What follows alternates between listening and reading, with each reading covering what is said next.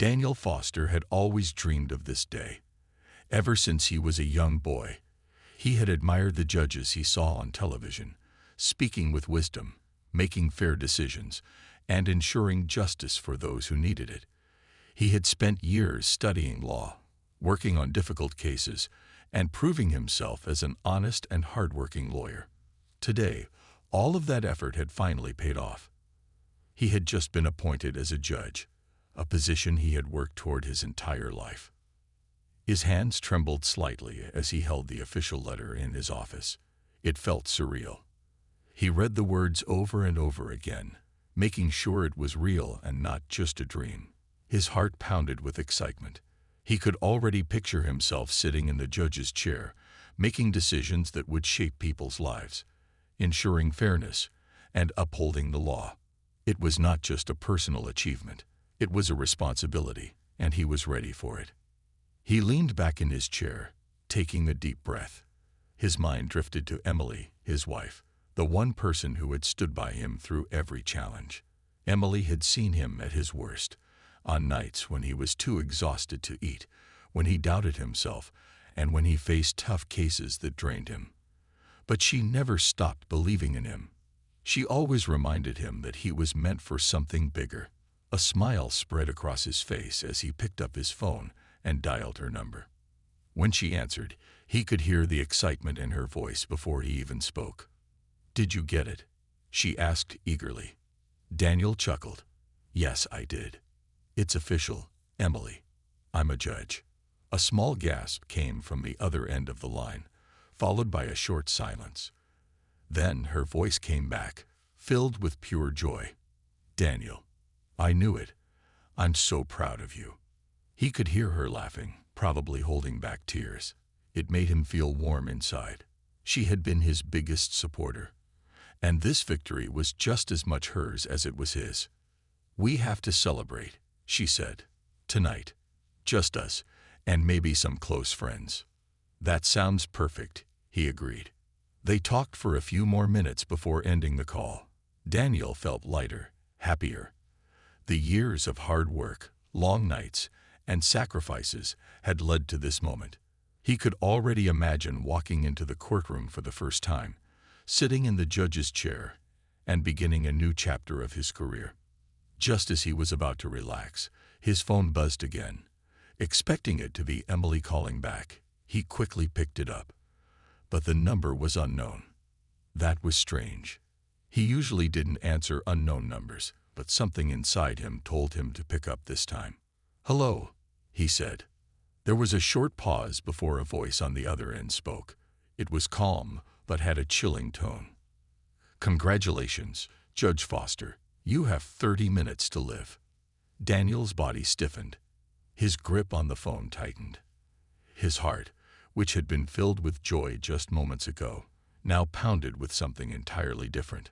Fear. Before he could say anything, the call ended. Daniel sat frozen in his chair, staring at his phone screen. His heart pounded so hard that he could hear it in his ears. His hands, which had been steady just moments ago, now felt cold and slightly shaky. He replayed the words in his mind. "Congratulations, Judge Foster. You have 30 minutes to live." The voice had been calm, almost emotionless, which somehow made it even more terrifying. At first, he tried to convince himself that it was just a prank. Maybe someone had found out about his appointment and decided to scare him. But who would do something like this? His appointment had only been made official a short while ago. The only people who knew were his colleagues, his wife, and a few close friends. He took a deep breath, trying to think logically. He had handled high-profile cases before, some involving dangerous people, but he had never received a direct threat like this. And why mention 30 minutes? Was this just to scare him, or was there a real danger? His first instinct was to call Emily. He needed to hear her voice. He quickly dialed her number. And after 2 rings, she answered. "Daniel." Her voice was bright and cheerful. "Are you on your way home?" Daniel hesitated for a moment. He didn't want to worry her, but something told him that this was serious. "Emily," he said slowly, "did you get any strange calls today?" There was a brief silence. Then she spoke again, but her voice had changed. "Why do you ask?" "Because I just got one," he said. "Someone called me. I didn't recognize the number. They congratulated me, and then said I have 30 minutes to live." Another silence, but this time it was longer. When Emily finally spoke, her voice was barely above a whisper. "Daniel, I got the same call this morning." Daniel's breath caught in his throat. He stood up from his chair, gripping the phone tighter. "What? Why didn't you tell me?" "I didn't want to scare you on your big day," she said. "I thought it was just a sick joke. I didn't think." She paused. "But now that you got the same call, Daniel, what's going on?" Daniel ran a hand through his hair, his mind racing. This was not a coincidence. Someone was targeting them. But why? And what did they mean by 30 minutes? He quickly looked around his office, suddenly feeling exposed. The large windows behind his desk made him an easy target if someone was watching. He moved away from them, lowering his voice. "Emily, listen to me. Lock all the doors. Don't let anyone in. I'm coming home right now." I will," she said, trying to sound calm, but he could hear the fear creeping into her voice. Daniel grabbed his briefcase and coat, then hurried out of his office. His mind was filled with questions. Had he made an enemy? Was someone seeking revenge for a case he had worked on? As a lawyer, he had fought against criminals, exposed corruption, and helped victims find justice. But he had never imagined that his work could put his life, and his wife's life, in danger. As he reached the elevator, he pulled out his phone again and dialed the police. This was too serious to ignore. Someone had made a direct threat against him and Emily, and he needed to take it seriously. The call connected. 911. "What's your emergency?" Daniel spoke quickly but clearly. "My name is Daniel Foster. I was just appointed as a judge today, and I received a phone call from an unknown number. The caller told me I have 30 minutes to live. My wife received the same call earlier today. We need immediate police assistance." The operator remained professional, but Daniel could hear the urgency in her tone. "Sir, do you have any known enemies? Has anyone threatened you before?" "I've worked on cases involving dangerous people," he admitted, "but I've never been threatened like this." "We're dispatching officers to your location and your home," the operator assured him. "Please stay in a safe area and avoid being alone." Daniel nodded, even though she couldn't see him. "Thank you." As he stepped into the elevator, his mind raced. Who would do this? And more importantly, was this just a threat, or was time really running out? Daniel gripped his phone tightly as the elevator doors slid open. He stepped out quickly, his mind still spinning from the phone call. Every second felt heavier now, as if the words "you have 30 minutes to live" were counting down in real time. He rushed through the courthouse lobby, ignoring the greetings from colleagues who had just heard the news of his appointment. He had no time to celebrate now. Something was wrong, and he needed to get home to Emily. As he stepped outside, the cool air hit his face, but it did nothing to calm his racing heart. He pulled his coat tighter around himself and walked briskly toward his car. He looked around the parking lot, scanning for anything suspicious. Was someone watching him? Was there a person hiding in the shadows, waiting to make a move? The police were already on their way to his house, but that didn't ease his fear. If this threat was real, then time was running out. He fumbled with his keys as he reached his car and quickly got inside. Locking the doors, he took a deep breath and started the engine. The drive home felt longer than usual. Every red light, every slow-moving car in front of him, felt like an obstacle between him and Emily. His hands gripped the steering wheel tightly as he kept glancing at the clock. How many minutes had passed since the call? He didn't want to know. Then his phone rang again. His heart nearly jumped out of his chest. He hesitated before looking at the screen. It was an unknown number. For a second, he thought about ignoring it, but something told him he needed to answer. Taking a deep breath, He pressed the green button and put the phone to his ear. "Hello." His voice was steady, but his pulse was anything but. There was silence on the other end. Then the same calm voice spoke again. "You should have stayed in your office, Judge Foster." Daniel's grip on the steering wheel tightened. His eyes darted around, scanning the road, the sidewalks, the other cars. "Who are you?" he demanded. "What do you want?" The voice didn't answer his question. Instead, it simply said, "Time is running out." And then the call ended. Daniel's stomach twisted. His breaths became shorter. He knew one thing for sure now. This was not a prank. Someone was serious about this threat. His foot pressed harder on the gas pedal. He needed to get home faster. Emily was alone. What if she got another call? What if? No. He shook his head, pushing away the worst thoughts. He needed to stay focused. Finally, he turned onto his street. His house was just a few houses away now. But as he got closer, something made his heart drop. A black car was parked across the street. It wasn't moving. The windows were tinted, making it impossible to see who was inside. It hadn't been there earlier in the morning. Was this just a coincidence, or was someone watching? His hands clenched into fists as he pulled into his driveway. He quickly turned off the engine and stepped out of the car. His eyes flicked back toward the black car. It still wasn't moving. Then his phone buzzed again. This time, it was Emily. "Daniel." Her voice was urgent. "There's someone outside the house. A black car. It's just sitting there." Daniel's blood ran cold. "I see it," he said, his voice low. "I'm here." She sighed in relief but quickly said, "The police haven't arrived yet." Daniel took a deep breath. "Stay inside. Lock the doors. I'm coming in." Keeping one eye on the black car, he hurried to the front door. As soon as he stepped inside, he locked it behind him. Emily rushed to him, her face pale. "I don't understand," she said, her voice shaking. "Who would do this?" Daniel held her hands, squeezing them gently. "I don't know, but we're going to find out." Outside, the black car still hadn't moved. But somehow, Daniel knew, this wasn't over. Not yet. Daniel stood by the front door, his eyes fixed on the black car outside. His breath was steady, but his mind was racing.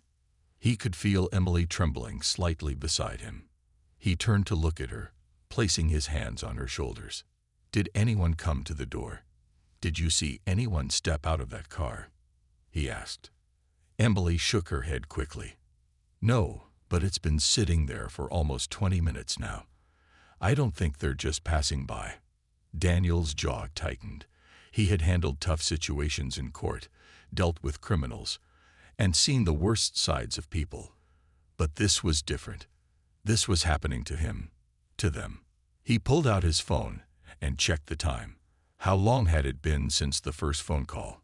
His hands felt clammy as he saw that nearly 25 minutes had passed. If whoever was behind this was serious, then they were running out of time.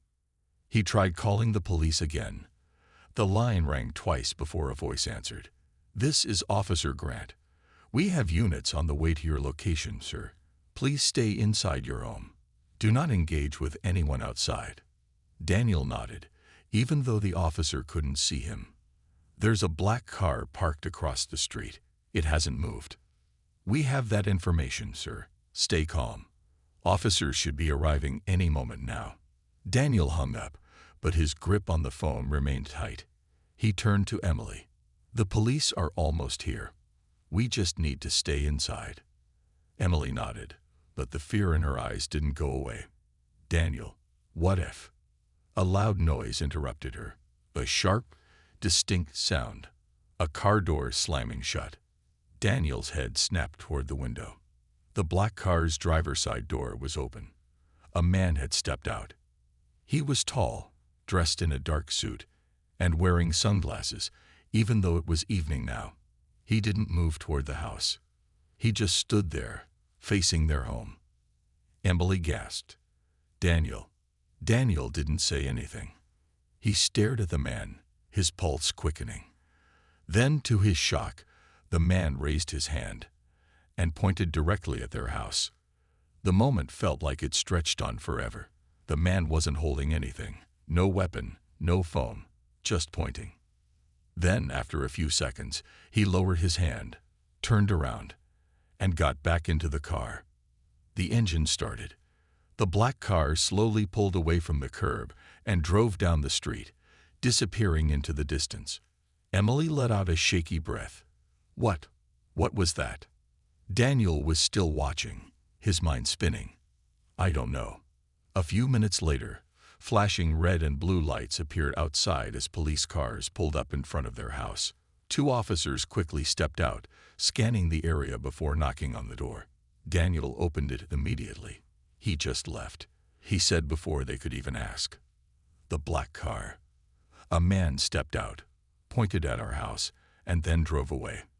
The officers exchanged glances. One of them, a middle-aged officer with sharp eyes, introduced himself as Detective Grant. We'll check the security cameras in the neighborhood. Do you have any enemies, Judge Foster? Anyone who might want to scare you? Daniel exhaled.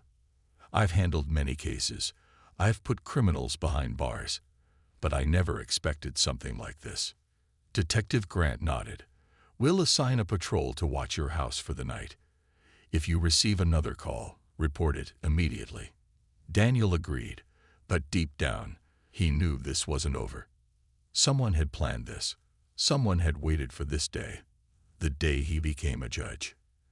And whoever they weren't finished yet. Daniel sat on the living room couch, his mind still racing. Emily sat beside him, holding his hand tightly. The police officers had left about an hour ago after checking the area, but their words kept repeating in his head. If you receive another call, report it immediately. The house was silent except for the faint ticking of the wall clock. Normally, this would be a peaceful moment, but tonight, the quiet felt unsettling. Daniel could still see the black car in his mind, the way the man had stepped out, pointed at their house, and then disappeared. It wasn't just a warning. It was a message. Emily sighed and leaned her head against his shoulder. Do you think it's over? She asked softly. Daniel wanted to say yes. He wanted to reassure her that everything was fine. But he couldn't lie. He shook his head. No, whoever called us, they have a plan. This wasn't random. Emily shivered slightly. What if they come back? Daniel looked down at her, his jaw tightening. Then we'll be ready. He picked up his phone and scrolled through his contacts. There was one person who might have some answers, his old friend Mark Reynolds, a former FBI agent who now worked as a private investigator. If anyone could figure out who was behind this, it was Mark. He dialed the number, and after a few rings, Mark answered. Daniel, what's going on? Daniel took a deep breath. Mark, I need your help. Something strange is happening. He quickly explained everything. The phone calls, the black car, the man pointing at their house. Mark listened carefully, not interrupting. When Daniel finished, there was a short silence. Then Mark spoke, his voice serious. This doesn't sound like a random threat. It sounds personal. Daniel frowned. Personal? What do you mean? Mark hesitated for a moment before answering. I mean, this isn't just about scaring you. This is someone who knows you, Daniel.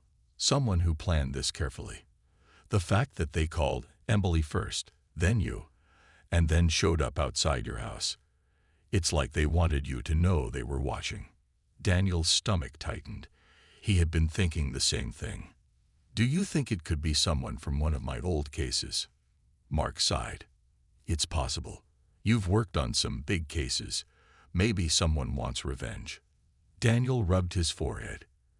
He had put away criminals, exposed corrupt officials, and fought for justice. But had that made him an enemy of someone dangerous? Mark continued. I'll start looking into it. I need the phone numbers that called you and Emily.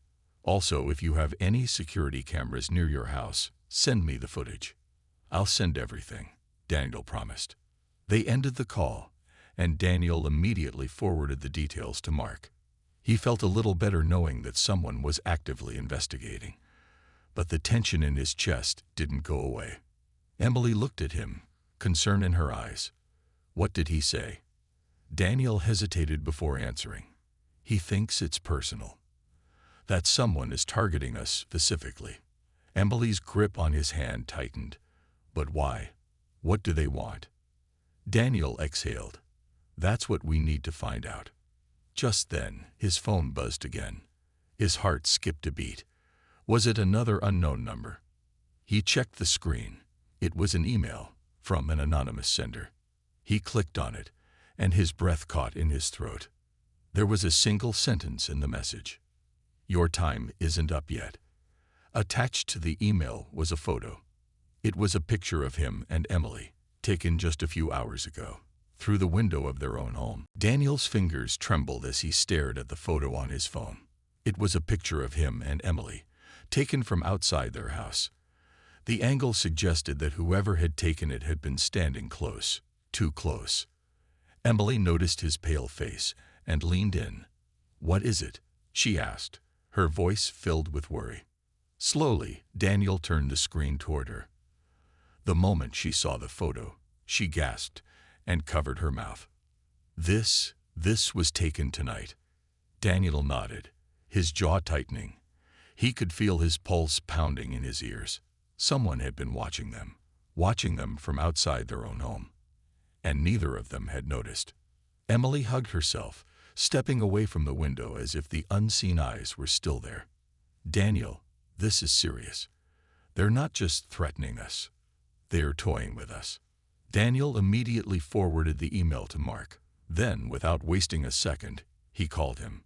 Mark picked up almost instantly. Daniel, I just got an email, Daniel said quickly. An anonymous sender. It had a picture of me and Emily, taken from outside our house tonight. Mark cursed under his breath. Send it to me. I'll track the IP address, but if they're careful, they probably used a masked connection.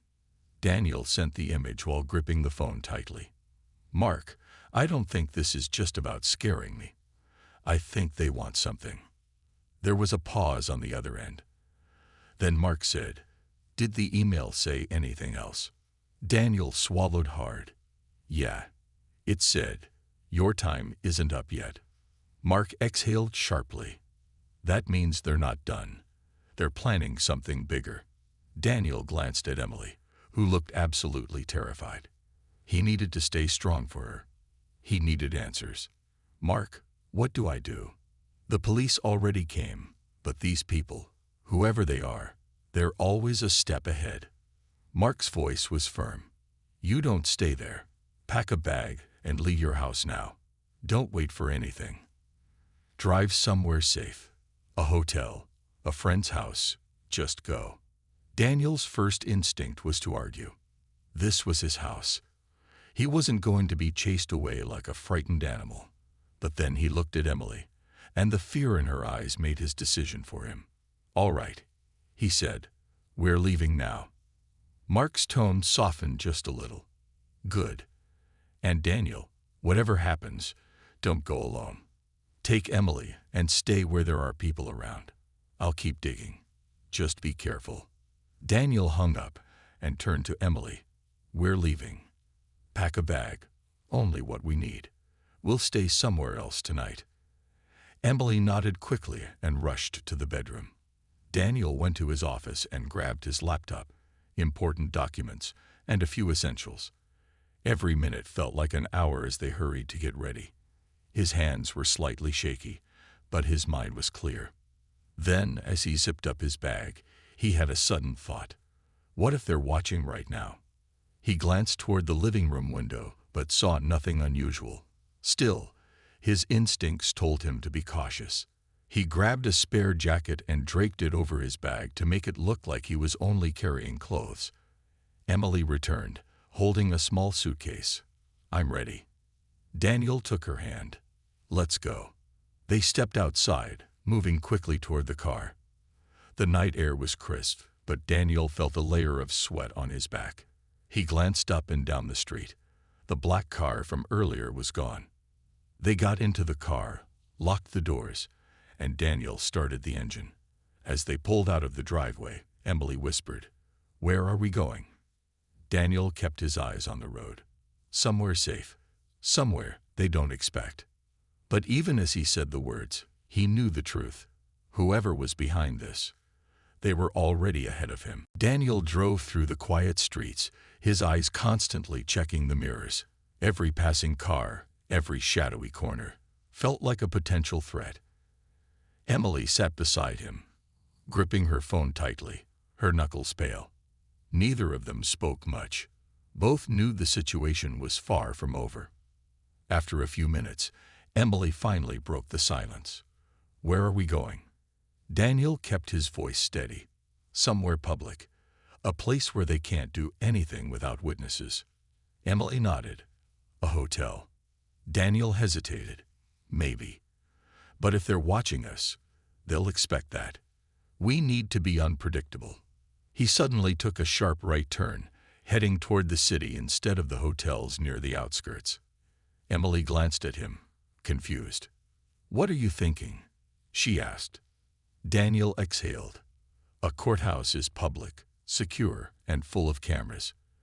They wouldn't dare make a move there." Emily nodded slowly. "That makes sense." They drove in tense silence, every second stretching longer than it should. Daniel's mind was racing with questions. Who was behind this? What did they want? Was it revenge? A warning? Or something else entirely? As they approached downtown, Emily's phone vibrated. She looked down and froze. "Daniel," she whispered. He glanced at her. "What is it?" She turned the phone toward him. A new email. "You can run, but you can't hide." Attached was another photo. Daniel's breath caught in his throat. It was a picture of their car, taken just minutes ago. The angle suggested it had been snapped from behind, from another vehicle following them. Emily's hands were shaking. "They're still watching us." Daniel's grip tightened on the steering wheel. His heart pounded, but his mind sharpened. He took another turn, then another, weaving through different streets to throw off anyone following them. Emily kept glancing behind them. "I don't see anyone." "They could be using different cars," Daniel muttered, switching vehicles to avoid suspicion. He pulled into an underground parking garage beneath a large office building. He drove up a few levels, then quickly parked in a corner spot behind a large SUV. "We need to move," he said. Emily nodded, grabbing her bag. They got out of the car and hurried toward the elevator. Daniel knew this building had multiple exits, and that would give them a chance to escape unseen. Inside the elevator, Daniel pressed a random floor number before speaking in a low voice. "We'll go to the lobby, then take the side exit. If they're following us, they won't know which way we went." Emily nodded, holding onto his arm. "I just want this to be over." The elevator dinged, and the doors slid open. The lobby was quiet, with only a security guard at the front desk. They walked toward the side exit, moving quickly but calmly. As they stepped outside, Daniel scanned the area. The streets were busy with people walking, cars honking. Good, they weren't alone. They merged into the crowd, heading toward a nearby courthouse. Every few seconds, Daniel glanced behind them, but no one seemed to be following. Emily exhaled. "I think we lost them." Daniel wasn't so sure. His phone vibrated, and he quickly pulled it out. Another email. He didn't want to look, but he had to. "You're smarter than I expected, but not smart enough." Attached was a live map. A blinking red dot marked their exact location. Daniel's blood ran cold. Whoever was behind this, they weren't just watching. They were tracking them. In real time. Daniel's hands clenched around his phone as he stared at the live map. A red blinking dot showed their exact location. His mind raced. How? Emily saw his expression and grabbed his arm. "Daniel, what is it?" He turned the screen toward her. Her face went pale. "They're tracking us," she whispered. Daniel nodded, trying to stay calm. "They must have planted something on us." a tracker, maybe in the car or our phones. Emily swallowed hard. What do we do? Daniel thought fast. We can't use our phones. If they can see where we are, they can predict where we're going. We have to get rid of them. Emily hesitated, then nodded. Okay. Without another word, they stepped into a small alley between two buildings. Daniel pulled out his phone and placed it on the ground. Emily did the same. With one swift motion, Daniel stomped on both devices, shattering the screens. He picked them up and tossed the broken pieces into separate trash bins. Emily shivered. Now what? Daniel looked around. We need to disappear. No more predictable places. No hotels. No cars. We move through crowds, stay in public, and keep changing locations. Emily took a deep breath and nodded. Okay. They blended into the busy streets, walking fast but not running. Every step felt heavy, every glance over their shoulders filled with suspicion. But so far, no one was following them. After about 20 minutes, they reached a small cafe. Daniel pulled Emily inside. A warm scent of coffee filled the air, and the sound of people chatting made it feel like a normal evening. They took a seat near the back, away from the windows. Emily's hands were still shaking. Daniel, why us? Why now? Daniel leaned forward. It has to be connected to my appointment as a judge. Someone doesn't want me in that position, but instead of stopping me in court, they're trying to break me personally. Emily exhaled shakily. Then it's someone powerful, someone who knows how to play mind games. Daniel nodded. Exactly. Just then, a man entered the cafe. He wore a dark suit, his posture stiff. His eyes scanned the room. Emily stiffened. Daniel didn't move. Stay calm. The man didn't look at them directly. Instead, he walked to the counter and ordered coffee. But something about him felt off. Daniel whispered, "We need to leave. Now." Emily nodded. They stood up casually and walked toward the back exit. As soon as they stepped outside, they moved quickly down the alley. Daniel's heart pounded. Were they being followed? Suddenly, a car screeched to a stop at the alley entrance. Two men stepped out. Daniel grabbed Emily's hand. Run. They sprinted down the alley, weaving through the streets. The men chased after them, their footsteps pounding against the pavement. Daniel's mind raced. Think. He spotted a construction site up ahead. Without hesitating, he pulled Emily toward it. They ducked under the barriers and slipped inside. The site was dark and filled with unfinished walls, ladders, and piles of materials. They ran deeper inside, hiding behind a stack of wooden planks. Footsteps echoed through the site. The men had followed them inside. Emily gripped Daniel's arm tightly. Her breathing was fast and uneven. Daniel whispered, "Stay quiet." The men stopped a few feet away, scanning the area. One of them spoke. "Judge Foster, we know you're here." Daniel's heart pounded. "They know my name." The second man smirked. "You can't run forever. Just come with us. It'll be easier that way." Daniel's mind sharpened. "No, I won't let them win."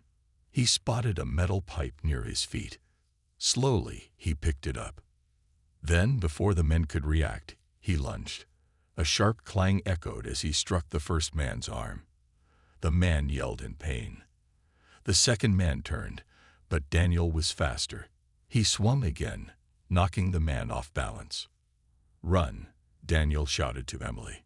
She bolted toward the exit. Daniel followed, his adrenaline pumping. They burst out onto the street just as police sirens filled the air. A black SUV pulled up, and the door swung open. Mark stepped out, gun drawn. "Daniel, get in." Without hesitation, Daniel and Emily jumped into the SUV. The tires screeched as Mark sped off.